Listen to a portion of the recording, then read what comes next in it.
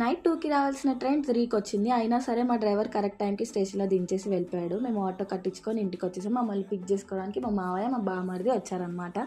ఇంకొచ్చేసరికి మా అమ్మమ్మ గేస్తుంది, చూడండి ఏమంటుందో. రాలేదు సాహితి, రాలేదు. నేను కొత్త సాహితి వాళ్ళ ఫ్రెండ్ని. బాగున్నారా? బాగున్నానండి. నేను అంతమంది ఎక్కడున్నారు? అమ్ముంది బొబ్బస్కాయలు. మనమేనా బొబ్బస్కాయలు? మా అత్తగారు చూడండి. Hi hi guys.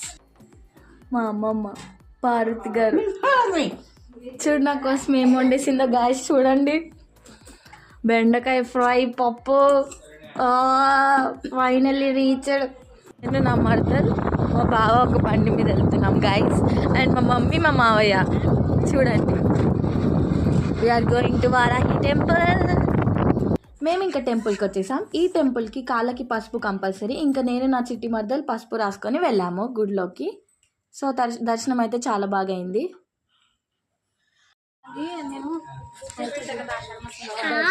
దర్శనం అయిపోయింది మాది. ఎక్కడికి వచ్చాము? వారాహి మాత టెంపుల్కి వచ్చాము. ఎవరెవరు వచ్చారు? నేను, వదిన. చెప్పు. నేను, వదిన. సాహితీ వదిన. నేను.